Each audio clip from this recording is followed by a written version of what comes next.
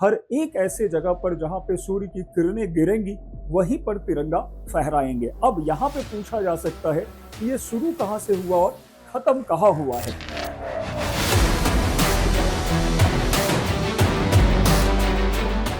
जो सबसे बड़ा इनिशिएटिव रहा, उन्होंने इसमें एक चर्चा करी है सप्तधारा स्ट्रीम का, एक अनाउंसमेंट करा और ये क्या होगा। तो ये एक होलिस्टिक डेवलपमेंट का अप्रोच है जिसमें गवर्नमेंट कह रही है कि वी फोकस अपॉन, हम ध्यान देंगे ये सातों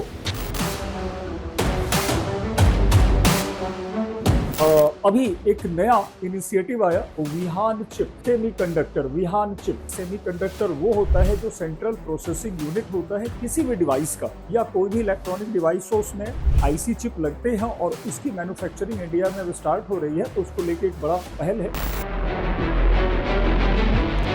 साइबर कुश्ती। तो इसको जो MeitY ministry of information and technology इसने लॉन्च किया और इसके अंदर में काम करने वाली एक बॉडी है NIE द्वारा 15 अगस्त को लॉन्च किया गया है। एनवायरमेंट इकोलॉजी से एक न्यूज आया, first guide to grassland and open natural ecosystem. तो भारत ने घास भूमि और प्राकृतिक परितंत्रों पर पहली गाइड दिया है। तो भारत में एशिया का सबसे बड़ा ग्रासलैंड मिलता है और वो मिलता है। Hello and welcome everyone, I am hoping सब लोग बहुत अच्छे होंगे और तैयारी बहुत अच्छी चल रही होगी। In this session we will discuss weekly PIB from 15th of August to 21 of August. 15 से 21 अगस्त तक के सारे PIB मेन आर्टिकल को हम लोग इस सेशन में कवर करेंगे। And you know PIB prelims में तो पूछे ही जा रहे हैं, अब मेंस में भी PIB बेस्ड क्वेश्चन बनने लगे हैं। इस साल का जो पेपर हुआ उसमें PIB के कंटेंट को सीधे सीधे पूछा गया है। Again in this session we will cover additional information related with the current affair. कुछ एडिशनल, जैसे अगर हम जापान को डिस्कस करेंगे तो आइलैंड भी देखेंगे, अर्मेनिया के लोकेशंस को भी कवर करेंगे। तो देयर विल बी डिटेल, बहुत सारी कुछ आपको मिलने वाली है चीजें इस सेशन में। शुरू करते हैं हम लोग वन बाय वन PIB के करेंट अफेयर्स को। सबसे पहला जो टॉपिक है पार्टीशन हॉरर रिमेम्बरेंस डे। तो अभी विभाजन विभीषिका स्मृति दिवस 2026। तो ये पूछा जा सकता है कि कब मनाते हैं इसे। हर एक साल 14th ऑफ अगस्त, ठीक हमारी 15 अगस्त आजादी के तारीख के पिछली तारीख को हम लोग ये फैसला करें कि 14th ऑफ अगस्त को मेमोराइज करेंगे विभाजन विभीषिका पार्टीशन हॉरर रिमेम्बरेंस डे के लिए। और इसमें याद करेंगे उन लोगों को जिन लोगों को इस समय विस्थापन का दर्द सहना पड़ा, अगेन जिन्होंने अपने लोगों को खो दिया, और ऐसे लोगों को जिन्होंने साहस से अपना बचाव किया। तो ये एक मेमोरेबल डे होगा, खासकर ऐसे लोग जो पंजाब या फिर वेस्ट बंगाल के थे और उन्होंने इन चीजों को देखा और समझा। अब यहाँ पे क्वेश्चन बनना है कि इसे आखिर कौन सेलिब्रेट करेगा। ऐसे मामले को तो गृह मंत्रालय करता है, बट यहाँ पर जो ये पहल है, इनिशिएटिव है, ये मिनिस्ट्री ऑफ कल्चर का है। संस्कृति मंत्रालय ने ये पहल करी है और 14th ऑफ अगस्त को इसे मनाया जाएगा। चलते हैं अगले करेंट की तरफ। ये रिलेटेड है सूर्य पथ तिरंगा 2026। आखिर ये क्या है? तो देखो, आप सब जानते हो कि सूर्य पृथ्वी पर प्रकाश की किरणें लाता है और उजाला फैलाता है। पृथ्वी पश्चिम से पूर्व की ओर रोटेट होती है फ्रॉम वेस्ट टू ईस्ट, और ऐसे कंडीशन में सन रे फॉल हमेशा ईस्ट से करता है। तो पहले ईस्ट में सूर्योदय लाता है सूर्य, उसके बाद धीरे धीरे वेस्ट में, और इस तरह से पूरी पृथ्वी पर 24 घंटे में दिन और रात होते चले जाते हैं। हमारी गवर्नमेंट ने इस बार फैसला किया कि हम हर एक ऐसे जगह पर जहां पे सूर्य की किरणें गिरेंगी वहीं पर तिरंगा फहराएंगे। अब यहाँ पे पूछा जा सकता है कि ये शुरू कहाँ से हुआ और खत्म कहाँ हुआ है। तो ये शुरू हुआ है सुवा, फिजी। फिजी कहाँ है एग्जैक्टली? तो फिजी पैसिफिक ओशियन में लोकेटेड है, ठीक हमारी अंतरराष्ट्रीय तिथि रेखा आइडियल के पास में। तो यहां से इसे शुरू किया गया है और इसे फाइनल शेड्यूल लाया गया है सैन फ्रांसिस्को। तो सैन फ्रांसिस्को किधर है? तो ये यूएस के वेस्टर्न कोस्ट पर लोकेटेड है, और यही वो सैन फ्रांसिस्को है जहां पर सिलिकॉन वैली है। और सिलिकॉन वैली क्यों फेमस है? क्योंकि यहाँ पर यूट्यूब, फेसबुक, गूगल सबके, माइक्रोसॉफ्ट सबके हेडक्वार्टर यहीं पर हैं, तो सिलिकॉन वैली के लिए जाना जाता है। तो यहाँ तक ये पूरा जाएगा, जिसमें 54 इंडियन मिशन पूरे पार्टिसिपेट करेंगे। तो इस तरह से एक जर्नी होगी जिसमें बहुत सारे देश पार्टिसिपेट करेंगे। फिजी से स्टार्ट होगा और फिर ये सैन फ्रांसिस्को तक जाएगा। कहीं ना कहीं इंडिया के बढ़ते प्रभाव और रेंज को बता रहा है। इसके बाद अगला करंट लेते हैं। अब ये करंट जुड़ता है हमारे प्राइम मिनिस्टर के 18th इंडिपेंडेंस डे एड्रेस पर। देखो, प्राइम मिनिस्टर का एड्रेस ऑफिशियल एड्रेस होता है। यहाँ पर प्राइम मिनिस्टर बहुत सारी चीजों को एक्सप्रेस करते हैं, अपने विचारों को रखते हैं। तो इस बार उन्होंने क्या करा है, पूछा जा सकता है यहाँ पे क्वेश्चन। कुछ खास इनिशिएटिव है उसके बारे में। तो इन्होंने यहाँ पर जो 80वां स्वतंत्रता दिवस था, वहां पे दृष्टि 2047, विजन 2047 को बताया और इन्होंने कहा कि हम विकसित भारत बनाएंगे। और ये पूछा जा सकता है कब तक, तो दैट इज 2047 तक। तो 2047 तक हमारी गरीबी, बेरोजगारी, अशिक्षा सब कुछ खत्म हो जाएगी, पेपर लीक खत्म हो जाएगा। कुल मिला के एक ऐसा भारत आ जाएगा जो विकसित होगा, जहां पे ये सब चीजें दिखाई नहीं पड़ेंगी। अगेन, इस समय तक गरीबी, प्रधानमंत्री के अनुसार अभी जो उन्होंने एक रिपोर्ट दिया उसमें कहा कि हमने गरीबी को 25 करोड़ लोगों को गरीबी से मुक्त बनाया है, आत्मनिर्भर भारत वगैरह बनाए हैं। बहुत सारी बातें उन्होंने एक्सप्रेस करी, अच्छी अच्छी बातें उन्होंने लोगों तक पहुंचाई। जो सबसे बड़ा इनिशिएटिव रहा, उन्होंने इसमें एक चर्चा करी है सप्तधारा।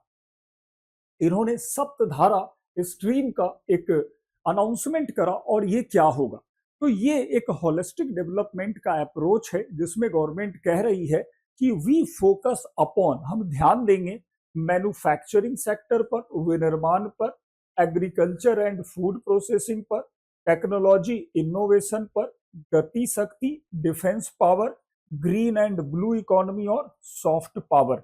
ये सातों आपको याद करने चाहिए। सातों पॉइंट, मैन्युफैक्चरिंग, एग्रीकल्चर, टेक्नोलॉजी, गति शक्ति, defence, green blue economy and soft power. इसमें क्वेश्चन डायरेक्ट भी बन सकते हैं और आप इसको इनडायरेक्ट किसी भी क्वेश्चन में यूज कर सकते हो, सीधा सप्तधारा का नाम दे करके। तो बहुत बड़ा इनिशिएटिव है, हर एक मिनिस्ट्री इसको बढ़ा रही है। इसमें उन्होंने कहा कि हम फोकस करेंगे कहाँ, तो सेमीकंडक्टर इंडस्ट्री में बहुत ज्यादा फोकस करने वाले हैं। 3 प्लांट आगे शुरू होगा, 5 to 8 more expected in coming year. 3 शुरू हो चुके हैं। न्यूक्लियर एनर्जी को हम और बढ़ाएंगे, 100 गीगावाट तक का एक टारगेट रखा गया है न्यूक्लियर एनर्जी से। सौर ऊर्जा 2 गीगावाट से बढ़ाकर 160 गीगावाट तक लेके जाना है। डिजिटल लेन देन में 100 गुना वृद्धि करनी है। लेन देन पैसा होगा तो कर पाएंगे, ये भी दिक्कत है। डिफेंस, तो डिफेंस में भी ड्रोन, हाइपरसोनिक को बढ़ाएंगे। रेलवेज में भी आगे हम इंप्रूवमेंट करेंगे। तो ये इनका अदर टारगेट है जो इन्होंने कहा है। इसके साथ ही महिला सशक्तिकरण पर खर्चे बढ़ेंगे। 6 करोड़ लखपति दीदी। लखपति दीदी वो होती हैं जो सेल्फ हेल्प ग्रुप से रिलेटेड होती हैं और पर ईयर इनकम 1 लाख के आसपास इनका अलग से होता है। एआई को और प्रमोट करेंगे, 1 करोड़ युवाओं को प्रशिक्षित देंगे। स्टार्टअप 2.5 लाख से अधिक पंजीकृत स्टार्टअप हैं, बट इसमें बंद कितने हुए इसका डेटा अभी नहीं है। ब्लू इकोनॉमी, एक्चुअली स्टार्टअप के साथ क्या है, स्टार्टअप जितनी जल्दी स्टार्ट होते हैं उतनी ही जल्दी because of several reasons collapse भी कर रहे हैं।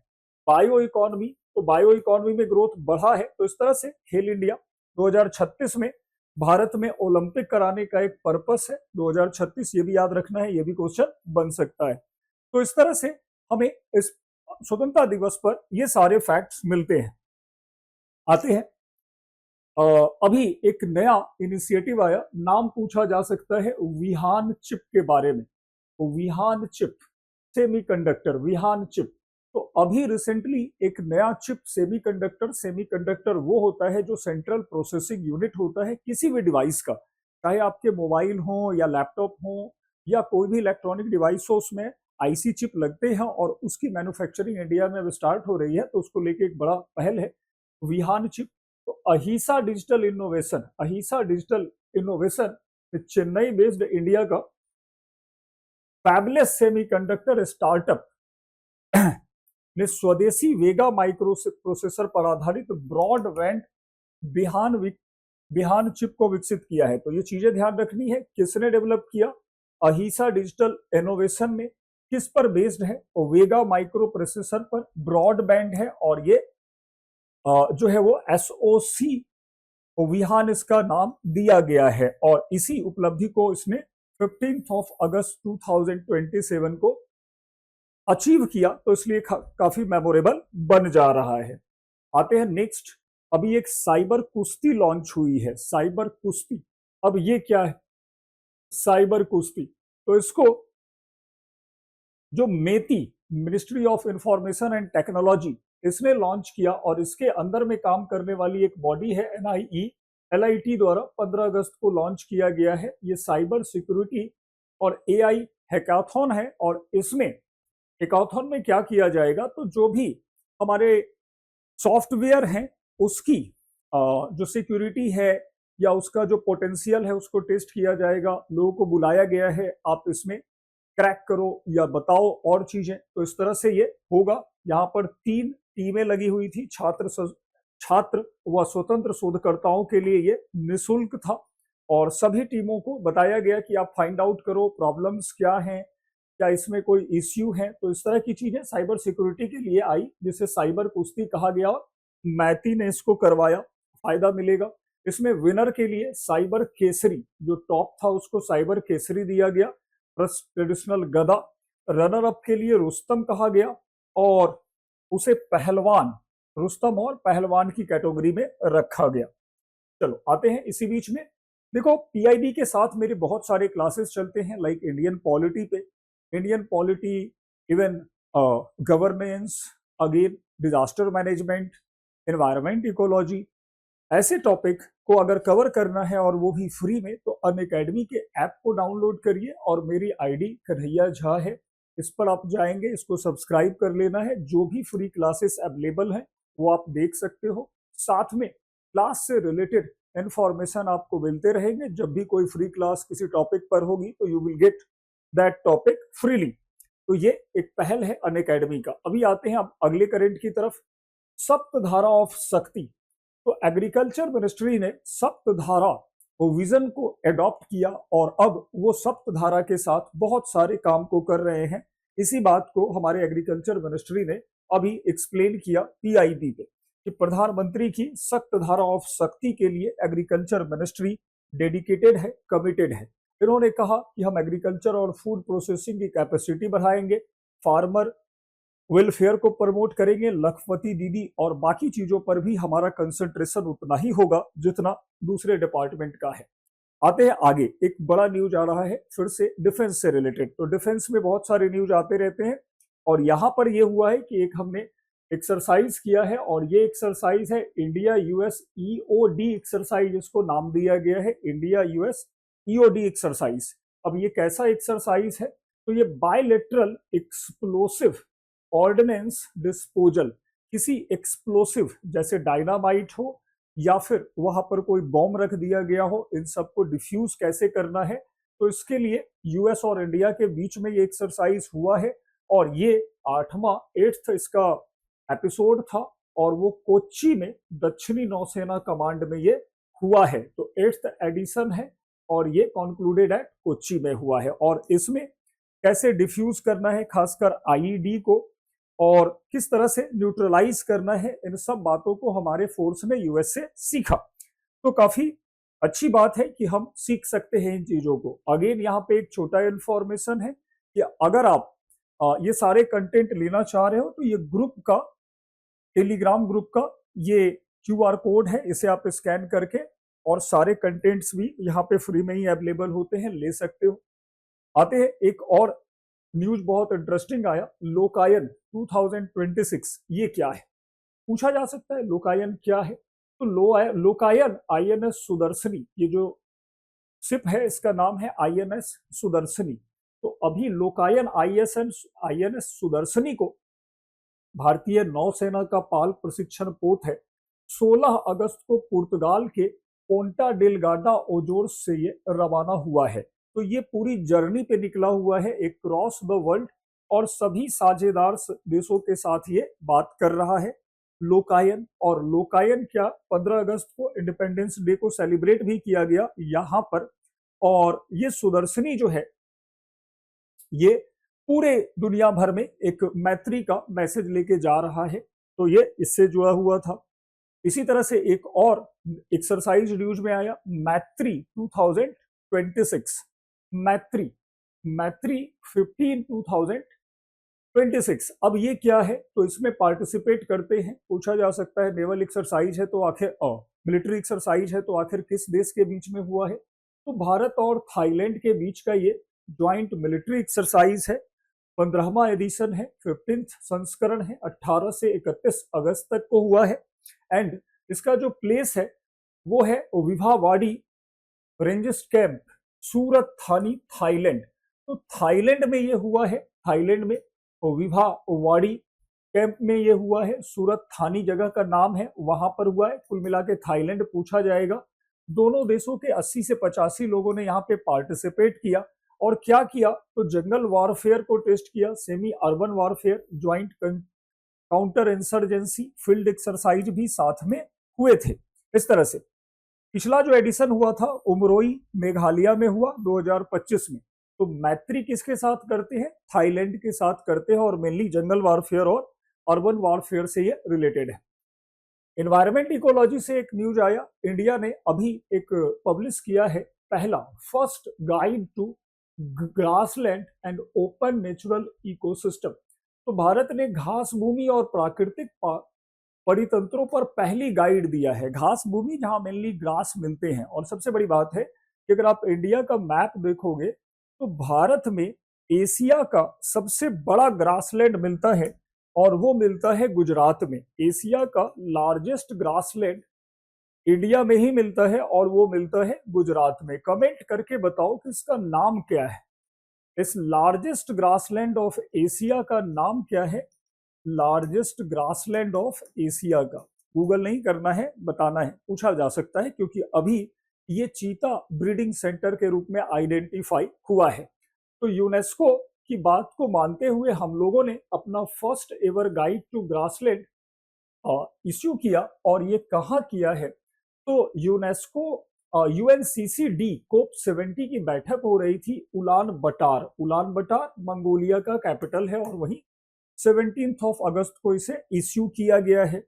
और इसमें से जो हमने बताया वो घास भूमि, ग्रासलैंड, सवाना, डिजर्ट, सब चीजों को बताया, हिमालय, तराई, थार वगैरह, बन्नी वगैरह सबको बताया है। और क्या हम लोग कर रहे हैं इसके साथ, इसका डिटेल दिया है। तो एक अच्छी पहल है, क्योंकि इसके साथ ये बात पता होगी कि हमारा एरिया कितना कवर्ड है फॉरेस्ट से और ग्रासलैंड से, डाइवर्सिटी कितनी है, और according to that information we may execute plan and policy. जैसा घास है, जैसा पेड़ पौधा है, वैसा हम लोग प्लान पॉलिसी कर सकते हैं। तो आंसर इसका इसी कंटेंट में छुपा हुआ है, कहीं अलग से नहीं है। आते हैं CIC, जो हमारा चीफ इंफॉर्मेशन कमिश्नर है। तो CIC चीफ इंफॉर्मेशन कमीशन ने अभी एक पोर्टल लॉन्च किया है, एपकॉम 2 पोर्टल लॉन्च किया है। और ये क्या है, तो देखो RTI, RTI क्या है, तो RTI is means of good governance है। ये मीन्स ऑफ गुड गवर्नेंस है। RTI के थ्रू हम गुड गवर्नेंस को अचीव करते हैं, सुशासन लाते हैं, क्योंकि ये शासन में पीपल पार्टिसिपेशन बढ़ाता है, शासन को ज्यादा अकाउंटेबल बनाता है, और नागरिकों को राइट अवेल करने में हेल्प करता है। तो इस तरह से ये करप्शन को भी कंट्रोल करता है और एम्बेजलमेंट को भी कंट्रोल करता है। तो बहुत सारी पहल है।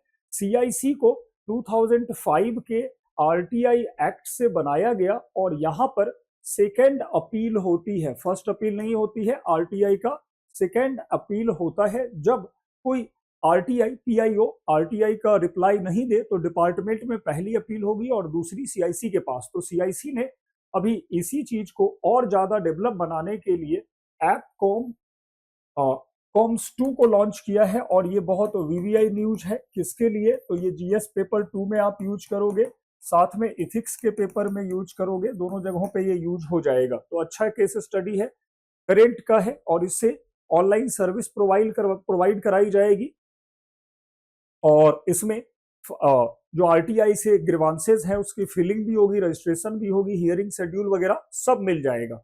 अगेन आरटीआई 2005 में आया और एपकॉम्स ये तो 2 को लॉन्च किया गया ना, एपकॉम फर्स्ट को इन्होंने 2016 में ही लॉन्च कर दिया था, बट उसमें और ज्यादा अपग्रेडेशन किया गया है, तो इससे फायदा मिलेगा आरटीआई सीकर्स को। इसी तरह से एक अनुभव अवार्ड दिया जा रहा है पेंशन सुधार में। तो 9th नेशनल अनुभव award ceremony and 6th pre retirement counselling happened 17 तारीख को। तो अनुभव इनिशिएटिव 2015 में लॉन्च किया गया। Capture the experience of retiring और retired employ for governance reform. Anubhav पहल क्या है, तो ऐसे रिटायर्ड लोग जो अब सेवानिवृत्त हो चुके हैं उनके एक्सपीरियंस को गवर्नेंस में यूज करने के लिए ये भी बहुत वीवीआई स्कीम है। आप इसको गवर्नेंस में यूज कर सकते हो, इसको इथिक्स में यूज कर सकते हो। अनुभव इनिशिएटिव, तो अब इस पर 14,000 से ज्यादा लोगों ने अपने अनुभव को साझा किया है और ये क्वाइट ऑब्वियस है इसका फायदा गवर्नेंस को मिलेगा अगर ये इंप्लीमेंट होता है तब। मेन क्वेश्चन इंप्लीमेंटेशन का है। अनुभव तो बहुत सारे लोग साझा करते हैं, इंप्लीमेंट कितना करते हैं इस पर सारी चीजें डिपेंड करती है। एक छोटा इंफॉर्मेशन जुड़ता है, अभी स्कूली शिक्षा में प्रगति, स्कूल एजुकेशन के प्रोग्रेस के रिपोर्ट को पब्लिश किया गया है और इसे नाम दिया गया UDISE plus, unified district information system for education plus, और इससे एविडेंस बेस्ड प्लानिंग और मॉनिटरिंग में मदद मिलेगी। जो हम न्यू एजुकेशन पॉलिसी 2020 को लॉन्च करने जा रहे हैं उसको भी ये हेल्प करेगा। तो इसने अभी कहा डेटा ने कि स्कूल्स के नंबर अभी 14.67 लाख हैं, 15 लाख हैं, टीचर्स लगभग 1 करोड़ हैं, विद्यार्थी 24 करोड़ हैं। टीचर स्टूडेंट का जो एक रेशियो है तो वो 24 का है, और जो इंडेक्स वगैरह आ रहे हैं बाकी वो अलग अलग हैं। बट हमारे पास बहुत सारे स्कूल्स हैं, अब स्टूडेंट कितने हैं और क्वालिटी ऑफ एजुकेशन क्या है, नंबर्स झूठ बोलते हैं। नंबर्स के बेस पे हम क्वालिटी को नहीं अंदाजा लगा सकते हैं कि एग्जैक्टली स्कूल में चल क्या रहा है। तो उसकी भी रिपोर्ट आनी चाहिए, कितने बच्चे 5th क्लास के हैं जो 2nd क्लास के क्वेश्चन को सॉल्व कर पाते हैं। तो इससे, और सबसे बड़ी बात है कि एजुकेशन का आउटकम कितना मिल रहा है, एक पर्टिकुलर यूनिवर्सिटी से पढ़े हुए बच्चों का एम्प्लॉयमेंट कितना है उसका भी रिपोर्ट बनना चाहिए। तो ये अच्छी बात है कि रिपोर्ट्स आ रही है, बट और भी रिपोर्ट्स की जरूरत है हमें। आते हैं अनअकैडमी पर बहुत सारे कोर्सेस अवेलेबल हैं और इनमें जो भी कोर्स आपको लेने हैं अगर कोड यूज करते हो KEJHA10 you will get bumper discount up to 50%। आते हैं आगे करंट पर, जो रिमेनिंग पार्ट है। एनसीसी अपराजिता पारंगला ये क्या है? तो अभी राजनाथ सिंह ने 18 अगस्त को एनसीसी की अखिल भारतीय बालिका उच्च ऊंचाई को लंबी ऊंचाई के ट्रैकिंग के लिए भेजा है। मतलब एनसीसी के कुछ जो बच्चियां हैं, गर्ल्स कैडर हैं, उनको भेजा गया है ये ऊंची ऊंचाई, हाई एल्टीट्यूड, यही पारंगला में, और वहां पर इनको देखने को मिलेगा अपना क्या हिमालयन अल्टीट्यूड है, साथ में इनका कैपेसिटी बिल्डिंग होगा, साथ में इनके कॉन्फिडेंस बढ़ेंगे, मोटिवेशन आएगा। तो पारंगला भेजा जाएगा जिसकी हाइट है 5,578 मीटर और स्पीति वैली से होकर ये गुजरता है। पारंगला, ठीक है। तो पारंगला को ये जाना है इसका, और लीडरशिप बाकी करेंगे थल सेना वायु सेना वाले, याद रखना है। और पराजिता पारंगला किससे है? तो ट्रैकिंग से रिलेटेड है। अब एक नया जो इंफॉर्मेशन है वो जुड़ता है MMDR अमेंडमेंट एक्ट। ये बहुत वीवीआई है, ये हमें जीएस पेपर 3 में ऐड करना है और जीएस पेपर 1 में ऐड करना है, दोनों जगह पे इसके क्वेश्चन हैं। आप जीएस पेपर 3 में मिनरल्स को देखते हो और मिनरल्स क्रिटिकल है, क्रिटिकल जो इंफ्रास्ट्रक्चर है उसमें माइनिंग भी आते हैं और साथ में मिनरल्स हमें पढ़ने भी है। तो अभी मिनरल्स को लेके बहुत प्रॉब्लम हो रहे थे माइनिंग और एक्सट्रैक्शन में, गवर्नमेंट ने इसको अभी रिजॉल्व करा है और नया एक्ट 2026 MMDR को इम्प्लीमेंट किया है। अब ये जो MMDR एक्ट होगा ये mine and minerals development and regulation act 1956 को, mine and minerals development regulation amendment act इसका पूरा नाम है, तो उसको अमेंड करेगा। और इसके जो मेन प्रोविजन है वो एक नया सेक्शन 9D जोड़ा गया है, और जिसमें राज्य खनिज अधिकारों या खनिज युक्त भूमि पर नया कर उपकर या अन्य शुल्क नहीं लगा सकेंगे। राज्य किसी भी मिनरल्स पर कोई भी नया टैक्स नहीं लगाएंगे। ये सारा केंद्र सरकार के द्वारा निर्धारित शर्तों के अधीन लगेगा। तो राज्य तभी लगाएंगे जब सेंट्रल गवर्नमेंट के कंडीशंस को वो फुलफिल कर रहे हैं, नहीं तो वो नहीं लगेगा। तो एक बहुत बड़ा यहाँ पर स्टेप है। भले ही कुछ लोगों को लग सकता है कि ये फेडरल सिस्टम में इंटरफेयर है, बट यहाँ पर uniformity in rule and regulation fundamental हो जाता है काम को एग्जीक्यूट करने में। तो इससे अनसर्टेनिटी को खत्म किया जाएगा और कुल मिला के एक फेयर बिहेवियर सबके साथ होगा और ऐसे कंडीशंस में माइनिंग आसान हो जाएगी। अगेन, पूर्व लंबित मांगे तो संशोधन के पहले लंबित लेवी को अमान्य माना जाएगा। पहले से जमा राशि वापस भी नहीं होगी। तो पहले जो भी हुआ है वो यहां से क्वैश हो जाएगा। अगेन, सेक्शन 13 आया, केंद्र को ऐसी राज्य लेवी के संदर्भ में प्रतिबंध निर्धारित करने हेतु नियम बनाने की शक्ति होगी। तो ये पूरा जो प्रोविजन है वो सेंट्रल गवर्नमेंट को और ज्यादा पावरफुल बना रहा है मिनरल के रेगुलेशन में।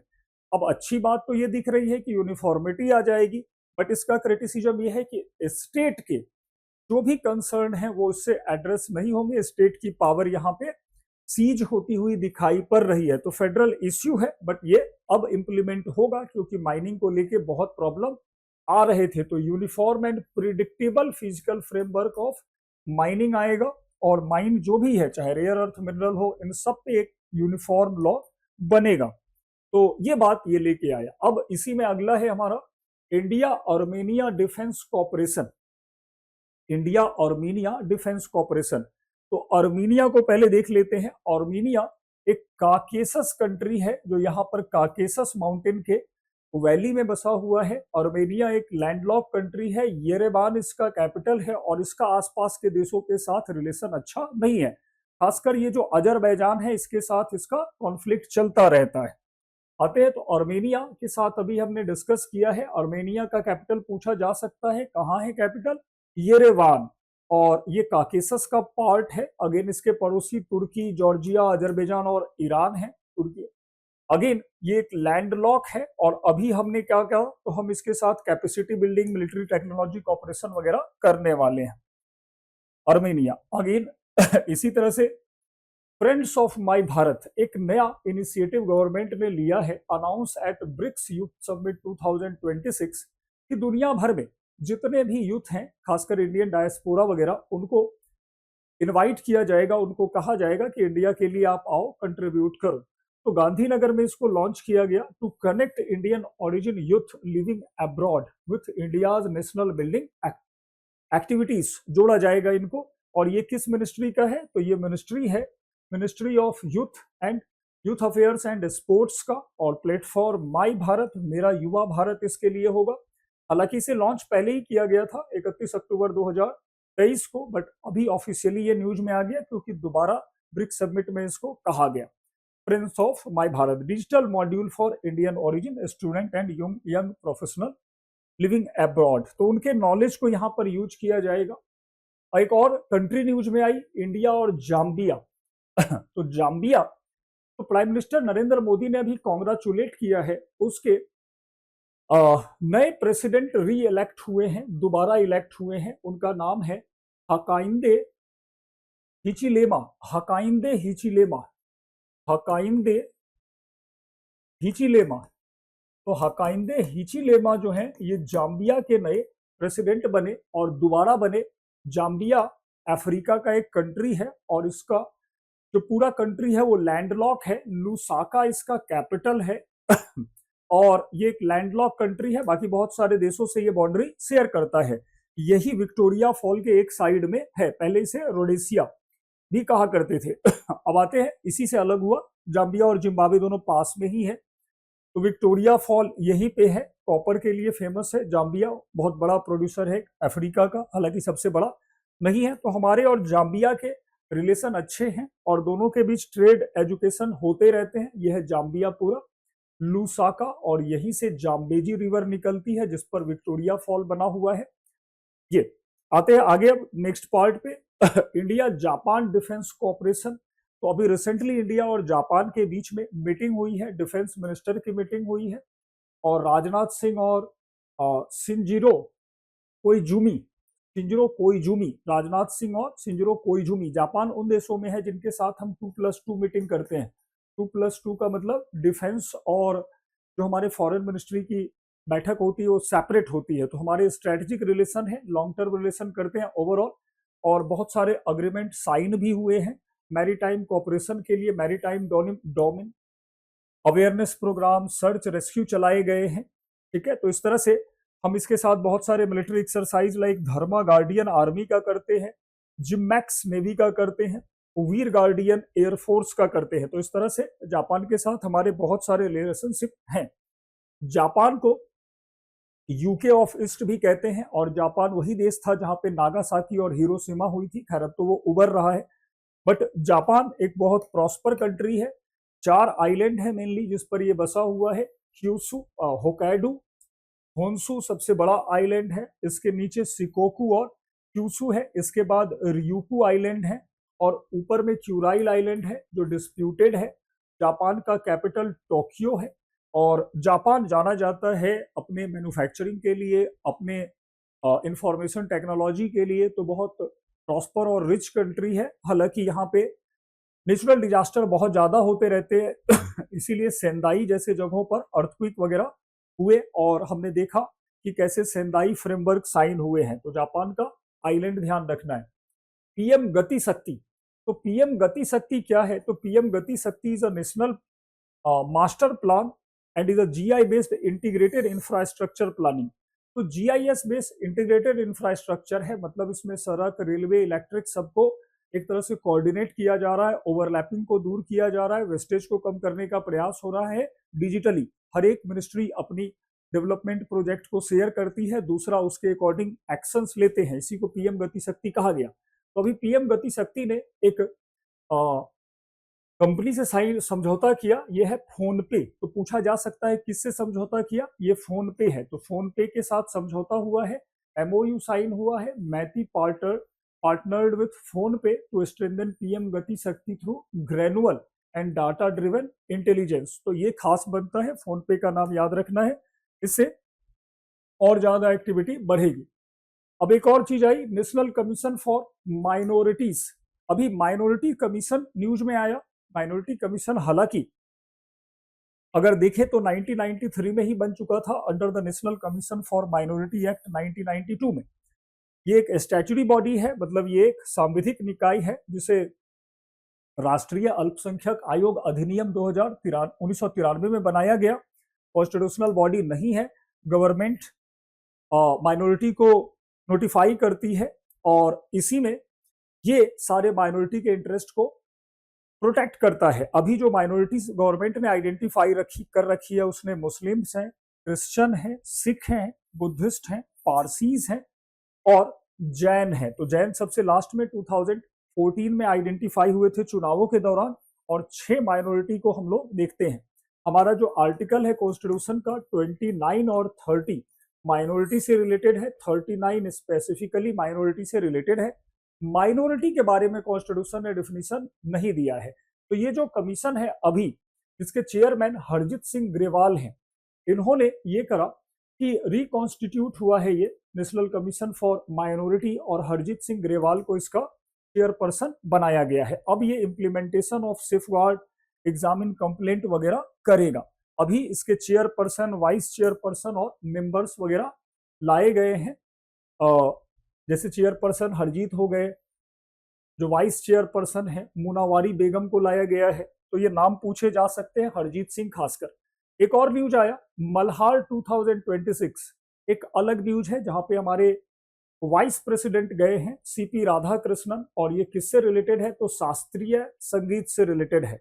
ऑर्गेनाइज किया गया है अंतर हृदय कनेक्ट, एक जगह है। अगेन थीम क्या है? यूथ सेंट्रिक है। तो मल्हार शास्त्रीय संगीत से रिलेटेड है, और इसमें सारे क्लासिकल जो म्यूजिक है उनके बारे में डिस्कस हो रहा है, उन्हें एक्चुअली बताया जा रहा है। Again terror cyber quest 2026 TCQ3। तो अभी इंडियन आर्मी, टेरिटोरियल आर्मी ने एक कोलैबोरेशन किया है साइबर पीस का और ऑर्गेनाइज्ड बाय इंडियन आर्मी इसने किया है, इंडियन आर्मी ने अभी किया है और इसका पर्पस साइबर सिक्योरिटी को प्रमोट करना है। इसी को साइबर क्वेस्ट 2026 कहा जा रहा है।